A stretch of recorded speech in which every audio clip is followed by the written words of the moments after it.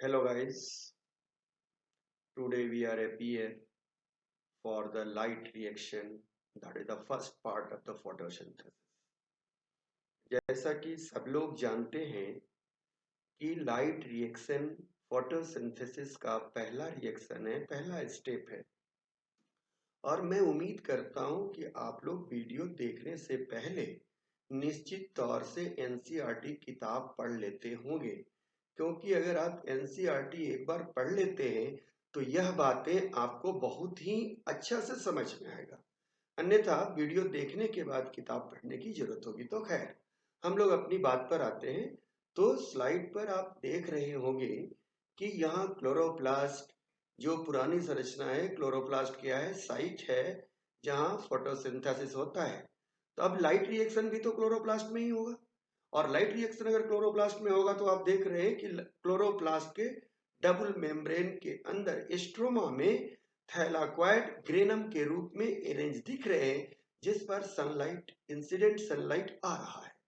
आप देखते हैं कि जैसे ही सनलाइट वहां आता है तो उसका कुछ प्रोपोर्शन रिटर्न चला जाता है, और बाकी प्रोपोर्शन जो है वो क्या करता है कि 7 कलर में डिफ्रेंशिएट होता हुआ दिख रहा है। यानी इससे एक बात आपको पता चला कि थैलाक्वाइड का जो मेम्ब्रेन है वो उसी प्रकार काम करता है जिस प्रकार एक प्रिज्म काम करता है, और वो लाइट को एब्जॉर्ब करता है। वास्तव में मेम्ब्रेन नहीं एब्जॉर्ब करता, जबकि मेम्ब्रेन के अंदर कुछ प्रोटीनियस बॉडी है जिन्हें हम पिगमेंट सिस्टम या फोटो सिस्टम के नाम से जानते हैं, जिसका हम लोग आगे डिस्कशन करने वाले हैं। उसे हम लोग कलेक्टिवली एलएचसी या लाइट हार्वेस्टिंग कॉम्प्लेक्स कहते हैं। वो काम कर रहा है और बाकी लाइट पुनः नीचे की ओर निकल जा रहा है। यह बात भी हम लोग आगे की ओर देखेंगे। दूसरे तरफ स्लाइड पर देख रहे हैं कि ये जो लाइट है, ब्राइट लाइट है, उसमें कितने तरह के लाइट है और उसका वेवलेंथ भी दिखाया जा रहा है, जिसमें आपको दिखाया जा रहा है कि जो वेवलेंथ आप देख रहे हैं वो कम वेवलेंथ क्या है, 400 nm का वेवलेंथ है, उससे ज्यादा 500 nm का वेवलेंथ है, फिर 600 वेवलेंथ का है, और फिर 700 nm का वेवलेंथ है। इस प्रकार आप अपने दिमाग में बैठाएं कि फोटोसिंथेसिस में ब्राइट लाइट का जो पार्ट यूज होता है उसका वेवलेंथ 400 से लेकर 700 तक ही होता है, और इसे हम लोग विजिबल स्पेक्ट्रम ऑफ लाइट कहते हैं। अब ये विजिबल स्पेक्ट्रम ऑफ लाइट कहाँ है, यह ऊपर के सीरीज में दिखाया जा रहा है, अल्ट्रा वायलेट के बाद और इंफ्रारेड से पहले। अब इस वेवलेंथ कैसे डिक्रीज करता है, इसकी एनर्जी या क्वांटम या पैक्ड एनर्जी कैसे इंक्रीज या डिक्रीज करती है, इस बात को हम लोग फिर अगले सिलेबस पर बोलेंगे, और आगे की ओर आप ध्यान दें।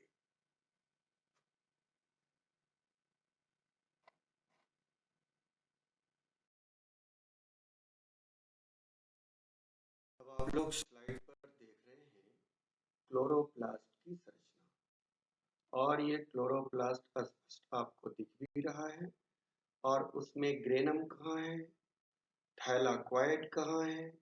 अब थैलाक्वाइड के मेम्ब्रेन को हम एनलार्ज करके आपके सामने रख रहे हैं, और देख रहे हैं कि थैलाक्वाइड का मेम्ब्रेन लिपिड और प्रोटीन का बना हुआ है।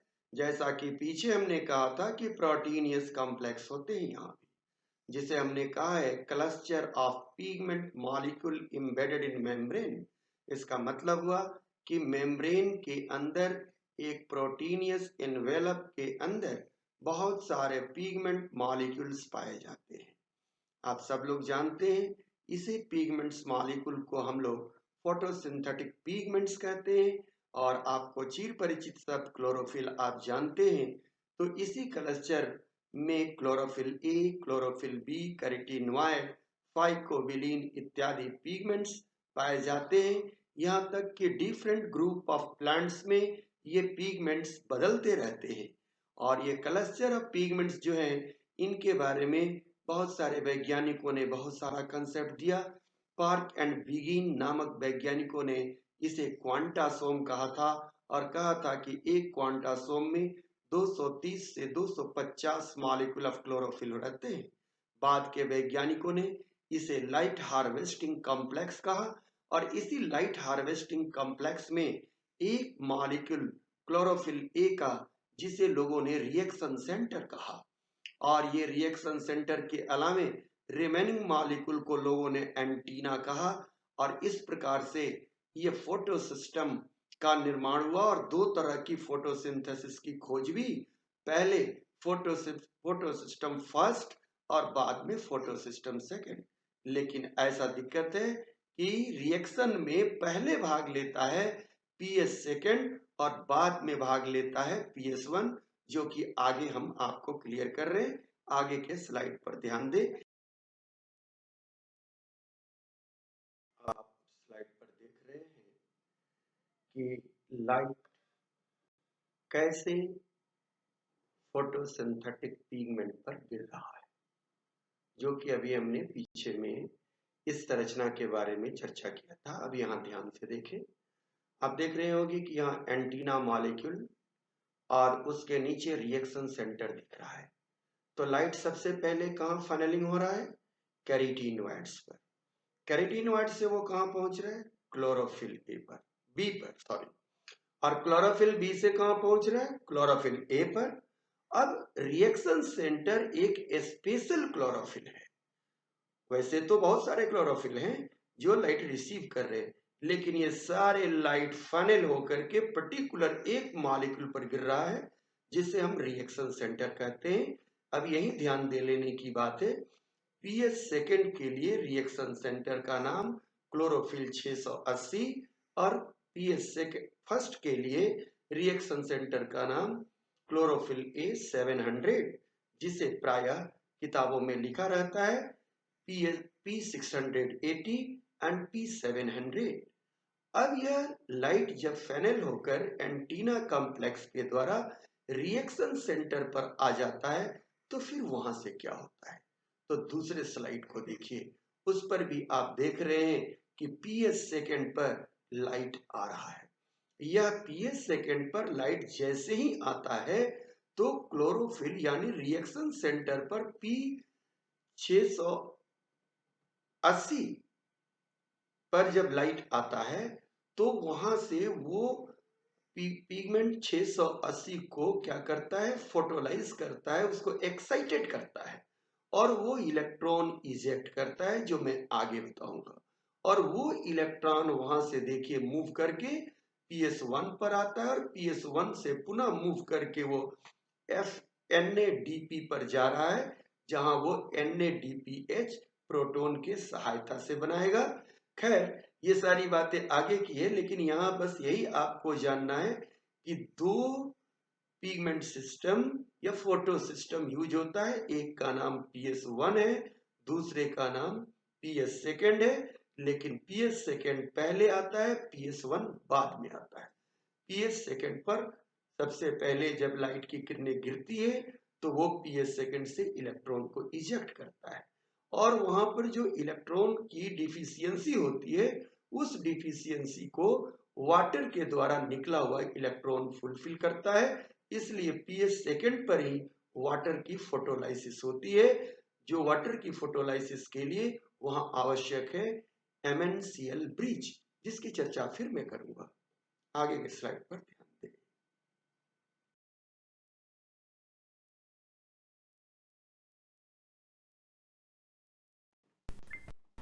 हाँ, तो अब हम लोग रियल मैकेनिज्म फोटोसिंथेसिस का देखेंगे। स्क्रीन पर डिस्प्ले हो रहा है, आप उस पर photo system first, photo system second दोनों को देख रहे हैं। साइड बाय साइड दो फिगर को हमने डाला है।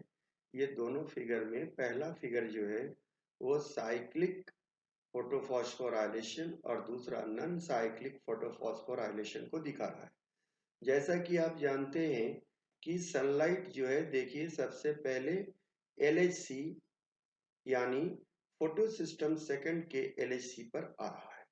जब फोटो सिस्टम सेकंड के LHC पर लाइट पहले आ रहा है, तो उस लाइट हार्वेस्टिंग कॉम्प्लेक्स में वाटर स्प्लिट करता हुआ दिख रहा होगा। वाटर स्प्लिट करके दो इलेक्ट्रॉन, दो प्रोटॉन और oxygen as a by product निकाल रहा है और वो इलेक्ट्रॉन फिर एरो के द्वारा LHC में जा रहा होगा और वहां से फिर आगे की ओर वो इलेक्ट्रॉन जंप करता हुआ दिख रहा है, जो इलेक्ट्रॉन एक्सेप्टर के द्वारा एक्सेप्ट किया जा रहा है। तो इलेक्ट्रॉन एक्सेप्टर यहाँ LHC, और LHC में एंटीना और रिएक्शन सेंटर, ये सारे मिलकर फोटो सिस्टम सेकंड का निर्माण कर रहे हैं। अब फोटो सिस्टम सेकंड से इलेक्ट्रॉन ट्रांसफर हो रहा है फोटो सिस्टम फर्स्ट पर। तो देखिए इलेक्ट्रॉन को यहाँ भी ट्रांसफर करने के लिए इलेक्ट्रॉन ट्रांसपोर्ट सिस्टम हमने कहा है। और पुनः LHC फोटो सिस्टम फर्स्ट का इलेक्ट्रॉन को ट्रांसफर कर रहा है और उसके लिए इलेक्ट्रॉन एक्सेप्टर है। वहां से इलेक्ट्रॉन फिर ट्रांसफर हो रहा है, तो NADP उस इलेक्ट्रॉन को एक्सेप्ट करके NADPH में बदल जा रहा है। देखिए ये बातें बहुत आपको स्पष्ट नहीं समझ में आ रही होगी। इसलिए नहीं समझ में आएगी क्योंकि आपने NCERT को नहीं पढ़ा होगा, या अगर पढ़ा भी होगा तो ये बातें थोड़ी सी पुरानी बात की तरह लिखी हुई है। लेकिन यहाँ तीन चीज पर आप ध्यान दें। पहला कि वाटर का टूटना और ऑक्सीजन का बाई प्रोडक्ट के रूप में निकलना, यानी यह बात ध्यान में रखें कि लाइट रिएक्शन में क्या हो रहा है, वाटर टूटकर ऑक्सीजन दे रहा है। वाटर यहाँ पर सबस्ट्रेट है, ऑक्सीजन प्रोडक्ट है। इलेक्ट्रॉन और प्रोटॉन को ध्यान से देखिए। अब इलेक्ट्रॉन यहां से ट्रांसपोर्ट हो रहा है, तो इलेक्ट्रॉन जिस रास्ते से ट्रांसपोर्ट होगा, जिस माध्यम से ट्रांसपोर्ट होगा, उसका नाम हम लोग देते हैं इलेक्ट्रॉन ट्रांसपोर्ट सिस्टम। और फिर लास्ट में आप देख रहे हैं कि इलेक्ट्रॉन और प्रोटॉन के उपस्थिति में NADP प्लस NADPH में बदल जा रहा है।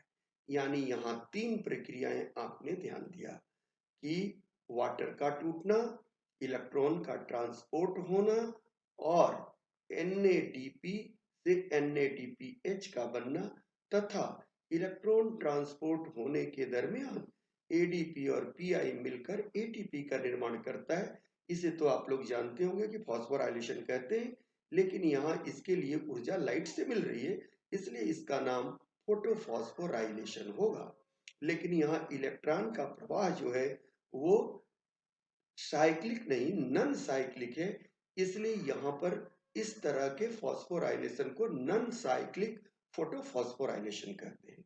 छोटे फिगर में आप देखते हैं कि लाइट डायरेक्टली PS1 पर पहुंच जाता है, और PS1 पर आप देख रहे होंगे कि वहां पर LHC के जगह पर हमने क्या लिखा है, P700, यानी रिएक्शन सेंटर को सीधे हम दिखा रहे हैं, लेकिन वह LHC है। अब यहां से इलेक्ट्रॉन फिर एक्सेप्ट किया जाता है और पुनः वह इलेक्ट्रॉन ट्रांसपोर्ट चेन के द्वारा साइक्लिक रूप से घूम करके P700 पर चला आता है। इसलिए इस तरह के रिएक्शन को हम लोग साइक्लिक कह सकते हैं। लेकिन यहाँ भी ध्यान दें, यहाँ भी ATP का निर्माण हो रहा है, इसलिए इस तरह की प्रक्रिया को साइक्लिक फोटोफॉस्फोराइलेशन कहते हैं। तो आपने जाना कि लाइट रिएक्शन में तीन फेज हो रहा है, splitting of water, electron transport और फॉस्फोराइलेशन, जो कि फोटोफॉस्फोराइलेशन है, और वह दो प्रकार का है। एक है क्या, नॉन साइक्लिक फोटोफॉस्फोराइलेशन, दूसरा है साइक्लिक फोटोफॉस्फोराइलेशन। चलें आगे के स्लाइड पर हम फिर समझा दें।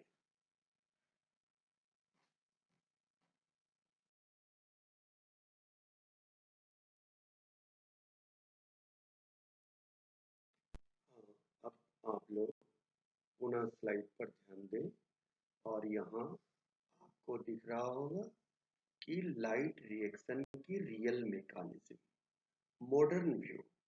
क्योंकि फिगर में आप देख रहे हैं कि मैंने थैलाक्वाइडल मेम्ब्रेन के ऊपर आपके PS1, PS2 इत्यादि सारी चीजों को डिपिक्ट किया है। और ये पिक्चर जो है मेरी नहीं है, आपके NCERT टेक्स्ट की पिक्चर है। हाँ, तो अब ये देखें कि पूरी लाइट रिएक्शन का साइट जो आप बहुत देर से जान रहे थे कि थैलाक्वाइडल मेम्ब्रेन है, तो थैलाक्वाइडल मेम्ब्रेन के अंदर के भाग को आप लोग क्या कहते हैं, थैलाक्वाइडल ल्यूमेन, और थैलाक्वाइडल मेम्ब्रेन के बाहर के भाग को क्या कहते हैं, स्ट्रोमा। इतनी बात समझ गए। अब वो राइटिंग देखिए मैंने क्या लिखा है, मैं यहाँ बताने की कोशिश कर रहा हूँ कि यहाँ 3 तरह की प्रक्रियाएं होती हैं। सबसे पहला प्रक्रिया का नाम क्या है? Photo excitation. दूसरा क्या है? Electron transport. और तीसरा क्या है? Photo phosphorylation. ये 3 प्रक्रियाएं आप समझें, क्योंकि आपके लिए यही 3 बातें आवश्यक है। हमेशा क्वेश्चन यहाँ से पूछा जाता है, थोड़ा सा ध्यान देंगे। वैसे मैं मानता हूं कि आपने कई बार फोटोसिंथेसिस पढ़ा होगा, और लेकिन फिर भी मेरा काम है यहाँ आपको ध्यान दिलवाना। पहली प्रक्रिया फोटो एक्साइटेशन है। यानी फोटो एक्साइटेशन का मतलब यहाँ ये है कि जब लाइट की किरणें पीएस सेकंड पर पड़ेगी, तो पीएस सेकंड के अंदर जो रिएक्शन सेंटर है P680, वो क्लोरोफिल ए है। और आप जानते होंगे कि क्लोरोफिल ए या क्लोरोफिल की सेंट्रल एटम मैग्नीशियम होता है। तो ये फोटोन जो है सीधे आकर के मैग्नीशियम पर बम्बार्डमेंट करता है, जिससे मैग्नीशियम आयोनाइज्ड होता है और वो अपने इलेक्ट्रॉन का त्याग करता है, और वह इलेक्ट्रॉन वहां से इजेक्ट होता है, जो आगे यूवी क्विनोन के द्वारा एक्सेप्ट किया जाता है। तो आप देख रहे होंगे यूवी क्विनोन को। तो यह प्रक्रिया पहली प्रक्रिया हुई। अब जब मैग्नीशियम एटम इलेक्ट्रॉन डिफिशिएंट हो गया, तो क्या वो इलेक्ट्रॉन की क्षतिपूर्ति कहां से होगी? इसके लिए दूसरी प्रक्रिया फोटोलाइसिस ऑफ वाटर होती है। और दिख रहा है कि फोटोलाइसिस ऑफ वाटर कहाँ हो रहा है? थैलाक्वाइडल ल्यूमेन में। और वो फोटोलाइसिस ऑफ वाटर के द्वारा वाटर क्या कर रहा है? ऑक्सीजन पैदा कर रहा है, प्रोटॉन पैदा कर रहा है, और इलेक्ट्रॉन चला जा रहा है कहाँ? PS1 के अंदर, और रिएक्शन सेंटर के इलेक्ट्रॉन के कमी को पूरा कर दे रहा है। इस प्रकार इलेक्ट्रॉन का पाथ शुरू हो जाता है। अब यह इलेक्ट्रॉन जो प्लास्टोक्विनीन पर पहुंचा है, वो इलेक्ट्रॉन कैरियर नहीं है, वो हाइड्रोजन कैरियर है। यह कई बार बात पूछा गया है और आगे भी पूछा जाएगा, क्योंकि वहां दिख रहा है कि स्ट्रोमा से प्रोटॉन वह ले करके और साइटोक्रोम के द्वारा पंप कर रहा है। कहां पंप कर रहा है? तो वो अंदर भेज रहा है ल्यूमेन में। इस प्रकार इलेक्ट्रॉन अब कहां चला गया? साइटोक्रोम बी एंड एफ पर। अब साइटोक्रोम बी और एफ से इलेक्ट्रॉन कहां जा रहा है? प्लास्टोसियानिन। यह प्लास्टोसियानिन के बारे में भी पूछा गया है, आप ध्यान देंगे वहां कि प्लास्टोसियानिन किधर है? तो थैलाक्वाइडल ल्यूमेन की ओर है, ये नहीं कि स्ट्रोमा की ओर है। अब ये प्लास्टोसियानिन से इलेक्ट्रॉन PS1 पर चला जाता है। जब PS1 पर इलेक्ट्रॉन जाता है तो वो ग्राउंड स्टेट पे पहुंच जाता है। फिर उसे एक्साइटेड स्टेट में भेजने के लिए वहां लाइट आ रहा है, और लाइट जब PS1 पर पड़ता है तो इसका रिएक्शन सेंटर P700 या P700 का मैग्नीशियम ऑक्साइड मैग्नीशियम आयोनाइज्ड होता है, और वहां से वो इलेक्ट्रॉन इजेक्ट करता है, और यहाँ की क्षतिपूर्ति प्लास्टोसियानिन से आए हुए इलेक्ट्रॉन के द्वारा होता है। अब यहाँ से यह इलेक्ट्रॉन PS1 यानी P700 के क्लोरोफिल से इजेक्ट करके फिर इलेक्ट्रॉन एक्सेप्टर FD फेराडॉक्सिन के ऊपर चला जाता है, और वो फेराडॉक्सिन से वो कहा जाता है FRS, फेराडॉक्सिन रिड्यूसिंग सबस्ट्रेट। अब वहां पर NADP प्लस इस इलेक्ट्रॉन लेकर के NADP माइनस में बदलता है, और प्रोटॉन के उपस्थिति में वो NADP H+ में बदल जाता है। अब इस प्रकार ये इलेक्ट्रॉन के ट्रांसपोर्ट को तो आपने देखा, लेकिन इस इलेक्ट्रॉन के ट्रांसपोर्ट के दरमियान जो भी प्रोटॉन स्ट्रोमा से थैलाक्वाइड की ओर आए हैं, या वाटर के स्प्लिट होने से प्रोटॉन जो थैलाक्वाइडल ल्यूमेन में गेदर हुए हैं, इस प्रकार यहाँ पर उनका कंसंट्रेशन ज्यादा हो गया है। अब एक प्रोटॉन ग्रेडियंट का निर्माण होगा ल्यूमेन से स्ट्रोमा की ओर। अब यह प्रोटॉन ग्रेडियंट जब ब्रेक होगा, तो ये पास करेगा कहां से? CF0 CF1 या कपलिंग फैक्टर, जिसे हमने रेस्पिरेशन में ऑक्सीसोम कहा था। यह क्लोरोप्लास्ट पर है, इसलिए इसका नाम कपलिंग फैक्टर दिया जाता है। कीमोऑस्मोसिस की थियरी पीटर माइकल ने दिया था और इन बातों की चर्चा किया था। जब प्रोटॉन ग्रेडियंट ब्रेक होगा तो प्रोटॉन के प्रवाह से आप पहले से जानते हैं कि फॉस्फोराइलेशन होगा, तो यहां भी फॉस्फोराइलेशन होगा और एटीपी का निर्माण होगा जो कि दिख रहा है। तो यहाँ जो एटीपी का निर्माण हो रहा है, इसके लिए प्रोटॉन जनरेट करने के लिए जो ऊर्जा बन रही है वो ऊर्जा लाइट एनर्जी से आ रही है, इसलिए इसका नाम क्या होगा? फोटोफॉस्फोराइलेशन होगा। लेकिन यहाँ पर आपने नॉन साइक्लिक फोटोफॉस्फोराइलेशन को रियली देखा है, क्योंकि यहाँ देखिए इलेक्ट्रॉन का प्रवाह नॉन साइक्लिक वे में होता है। लेकिन आप पहले तो जान चुके हैं कि साइक्लिक फोटोफॉस्फोराइलेशन भी होता है और नॉन साइक्लिक फोटोफॉस्फोराइलेशन होता है। इस प्रकार आपने भली भांति जान लिया कि लाइट रिएक्शन का मेन ऑब्जेक्टिव है वाटर से ऑक्सीजन पैदा करना और उसके इलेक्ट्रॉन और प्रोटॉन से NADP को NADPH प्लस H में बदलना और साथ में ATP का निर्माण करना। यह अंतिम बात है, इसको खूब ध्यान से समझेंगे। और अगर किसी तरह की कोई प्रॉब्लम हो आपको या समझने में दिक्कत हो तो आप हमारे पर्सनल व्हाट्सएप पर क्वेश्चन अपना दे सकते हैं। आगे के स्लाइड।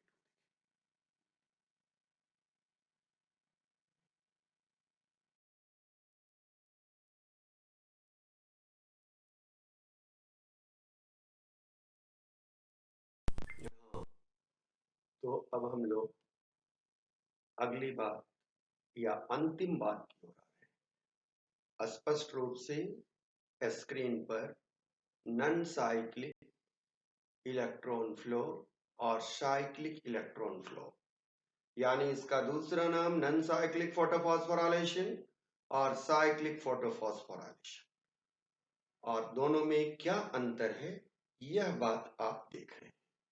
हमेशा यह प्रश्न पूछा जाता है, चाहे वो नीट हो या एम्स लेवल के एग्जाम हो, सब में अभी तक पूछे गए हैं।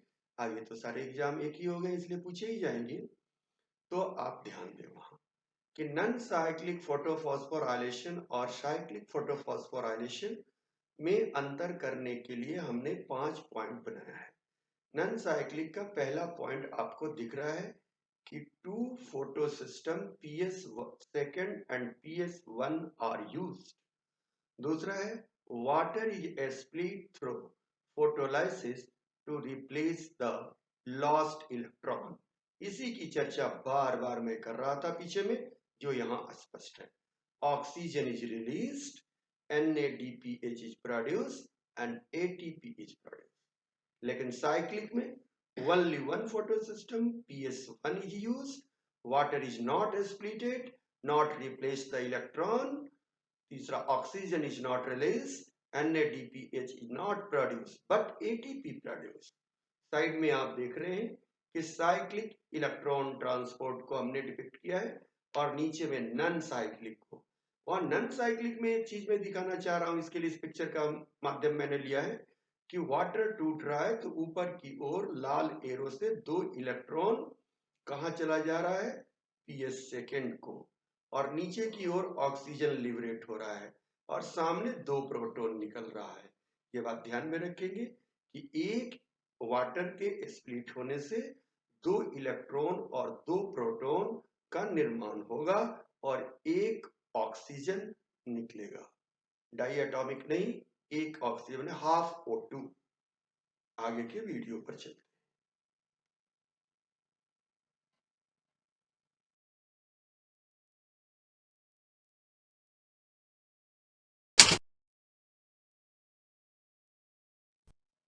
हाँ, तो अब हम लोग अगले स्लाइड पर देख रहे हैं और यहाँ पर हम लोग वैसी बात की चर्चा कर रहे हैं कि जो आपके लाइट रिएक्शन में कहीं से कोई दिक्कत नहीं है, लेकिन अब है कि पीछे की बातें जो हम लोगों ने जानी है उसमें थोड़ी थोड़ी ये बातें हैं। और ये बात क्या है तो देखें, क्योंकि आप देख रहे हैं स्क्रीन पर 3 बातें हमने लिखा है, एब्जॉर्प्शन स्पेक्ट्रम, एक्शन स्पेक्ट्रम और एंगलमैन एक्सपेरिमेंट। हिस्टोरिकल बैकग्राउंड में हमने एंगलमैन एक्सपेरिमेंट के बारे में भी बताया था और आज उसे फिर मैं दिखाना जा रहा हूं। आप देख रहे हैं एक एल्गा को लिया गया, उस एल्गा के चारों ओर एयरोबिक बैक्टीरिया किस प्रकार जमा हुए हैं। तो आप देख रहे हैं ना कि दो रीजन में ये बैक्टीरिया जमा हुए हैं, एक 700 nm के लाइट के आसपास के रीजन में और दूसरा 400 nm के लाइट के आसपास में। ये एंगलमैन का एक्सपेरिमेंट इस बात को बताता है कि फोटोसिंथेसिस होने के लिए, लाइट रिएक्शन होने के लिए दो तरह के लाइट की आवश्यकता है। अगर दोनों लाइट के कॉम्बिनेशन को दिया जाए तो फोटोसिंथेसिस का यील्ड ज्यादा होता है। खैर, ये इस बात को ही खत्म करते हैं। अब ऊपर में आप देख रहे हैं लिखा हुआ है एब्जॉर्प्शन स्पेक्ट्रम। आप पहले से जान चुके हैं कि फोटोसिंथेटिक पिगमेंट के रूप में मुख्य रूप से क्लोरोफिल ए, क्लोरोफिल बी और कैरोटीनॉइड। तो ये जो एंटीना मॉलिक्यूल्स में ये पाए जाते हैं, क्लोरोफिल ए, क्लोरोफिल बी और कैरोटीनॉइड, वो लाइट को कैसे एब्जॉर्ब करते हैं, इसके लिए इस ग्राफ को हमने डिपिक्ट किया है या इस ग्राफ को बताया गया है। तो इस ग्राफ को हम लोग क्या कहते हैं, एब्जॉर्प्शन स्पेक्ट्रम, कि डिफरेंट वेवलेंथ ऑफ लाइट को डिफरेंट पिगमेंट मॉलिक्यूल किस प्रकार एब्जॉर्ब कर रहा है। तो यहां देख रहे हैं कि क्लोरोफिल ए के लिए दो पीक बन रहा है, एक लो वेवलेंथ ऑफ लाइट और एक higher wavelength of light. Chlorophyll B के लिए भी दो पीक बन रहा है, लेकिन कैरोटीनॉइड के लिए दोनों पीक जो है लो वेवलेंथ ऑफ लाइट में ही बन रहा है।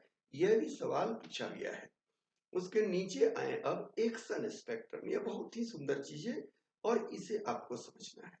आप जानते हैं कि लाइट रिएक्शन में एक्शन क्या है, ऑक्सीजन का इवोल्यूशन। तो ऑक्सीजन के इवोल्यूशन और एब्जॉर्प्शन ऑफ लाइट स्पेक्ट्रम में क्या संबंध है। तो जिस प्रकार क्लोरोफिल ए लाइट को एब्जॉर्ब करता है, उसी प्रकार ऑक्सीजन का इवोल्यूशन होता है। यह भी बात आपने देखा। तो O2 के इवोल्यूशन को हम लोग यहाँ लाइट के उपस्थिति में क्या करें, एक्शन स्पेक्ट्रम। यह एक्शन स्पेक्ट्रम और एब्जॉर्प्शन स्पेक्ट्रम यहाँ आपके लिए छोटी वस्तु है, लेकिन हायर क्लासेस में यह काफी महत्वपूर्ण है। और नीचे जो एंगलमैन एक्सपेरिमेंट है वो आपके लिए महत्वपूर्ण है, क्योंकि ये एविडेंस है कि दो फोटो सिस्टम की आवश्यकता पड़ती है, तभी सक्सेसफुल लाइट रिएक्शन चलता है। वीडियो बहुत लंबा हो गया है, इसलिए हम इसे यहीं पर समाप्त कर रहे हैं। आप अपना फीडबैक जरूर देंगे।